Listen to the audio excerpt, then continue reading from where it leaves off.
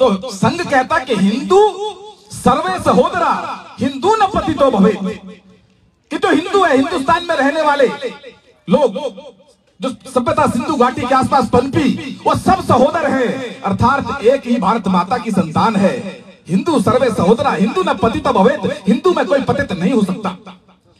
और मुझे एक गिला और रहता है जिसका मैं सार्वजनिक मंचों पर जिक्र करता हूं, वो ये रहता है कि जो जाति में अस्पृश्यता का जो भाव आ गया, छुआछूत जुआई, ये बिल्कुल हमारी हिंदू फिलॉसफी के उल्टी प्रैक्टिस है।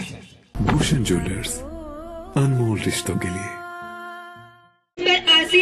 माननीय मुख्य अतिथि, अन्य पदाधिकारी एवं बाबा साहब के प्रति आस्था रखने वाले बुजुर्गों, युवाओं, नारी शक्ति एवं देश के नागरिकों का हार्दिक अभिनंदन करती हूँ।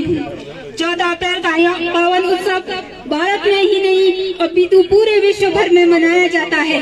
बाबा साहब की महान सोच भारत के लिए ही नहीं अपितु विश्व भर के लिए दिशा बोधक है। उन्हें एक ही कुएं से पानी पीने का अधिकार नहीं था।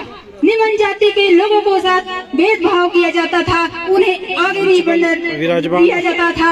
ऐसे में सारी कुरीतियों को दूर करके ऐसे महान व्यक्ति ने ऐसे संविधान का निर्माण किया जो सबके लिए समान हो, सबके लिए एक हो। मध्य प्रदेश के मऊ में जन्मे डॉक्टर भीमराव अम्बेडकर जी ने ऐसे संविधान का निर्माण किया जो सबके लिए बराबर हो और सबके लिए सम्मान हो।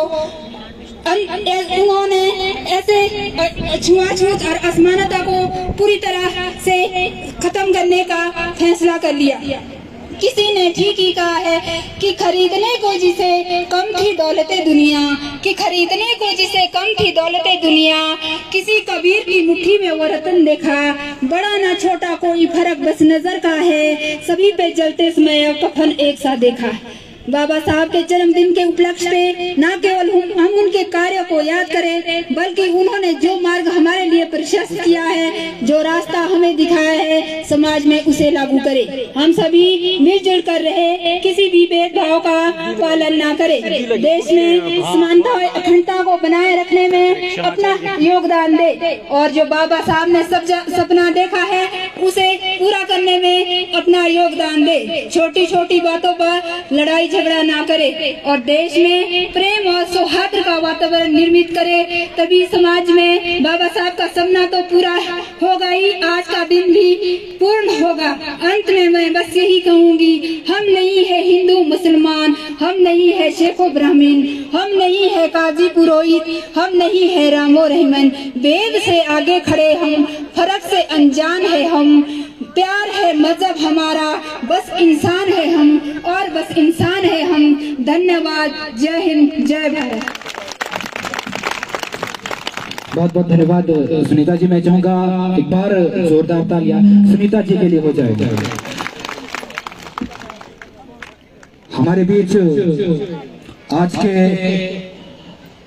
विशेष अतिथि आदरणीय Shri Devkant Khachi ji, deputy commissioner of excise and taxes department Solan district, आदरणीय श्री केयर सिंह खाची जी, हिमाचल प्रदेश वन निगम के वाइस चेयरमैन, उनके साथ मंच पर विराजमान गेस्ट ऑफ ऑनर हमारे पूर्व विधायक ठेव कुमार सन आदरणीय श्री राकेश सिंह जी, नगर परिषद ठेव के अध्यक्ष श्री विवेक थापर जी, श्री अजय श्याम जी और उनके साथ उपस्थित सभी महानुभाव और डॉक्टर बाबा साहब अम्बेडकर जयंती के लिए इस मैदान में उपस्थित सभी युवा साथियों, भाइयों, बुजुर्गों, माता बहनों, मैं आप सभी का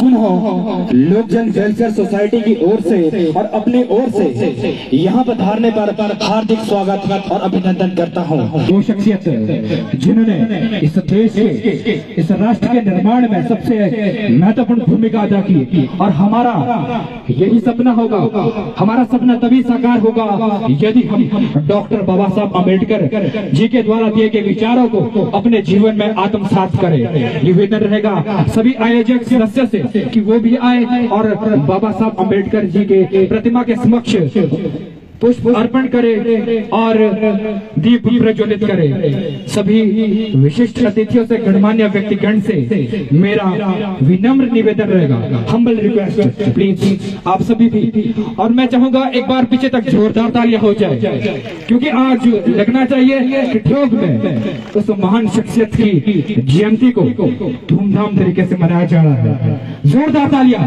इधर भी जोरदार तालियां।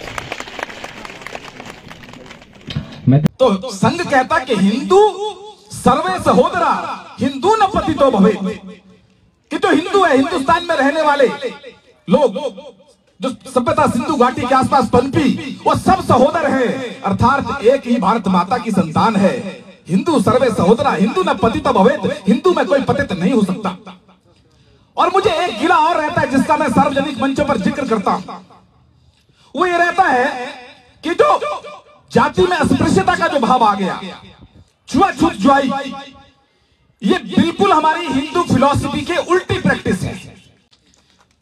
क्योंकि हिंदू फिलॉसफी में जिसको मानते हैं कि हमारा शास्त्र और वेद हमारा रास्ता मार्गदर्शन करते हैं, और किसका करते हैं? खाने पीने जीने का नहीं, परलोक में भी हमारी आत्मा को मुक्ति की मिले उसका भी कोई अगर माध्यम है, उसका भी कोई रास्ता दिखाता है तो हमारे वेद दिखाते हैं। और उन वेदों में सबसे पहले मनुष्य के लिए पूछा गया है, जो ज्ञानार्जन करने के लिए स्कूल जाने वाला विद्यार्थी है, तब गुरुकुलों में जाते थे, तो उनको सबसे पहले पूछा जाता है कि मनुष्य के लिए सबसे बड़ा प्रश्न क्या है? तो मनुष्य के लिए सबसे बड़ा प्रश्न जो धरती पर, क्योंकि आए हो ना भैया, जाना पड़ेगा। और कब जाना पड़ेगा? आने की तो डेट ऑफ बर्थ पता है, जाने की पता नहीं है, वो कंट्रोल तो ऊपर है। और अगर वो कंट्रोल ऊपर है तो हम आए क्यों है और जाएंगे कहां? ये प्रश्न हर आदमी के लिए है। इसी के इर्द गिर्द हमारा अध्यात्म घूमता है। तो पहला प्रश्न हमारे शास्त्र हमारे सामने रखते हैं, शास्त्रकार रखता है कि आप हैं कौन? अपने आप से आत्मा पूछता है,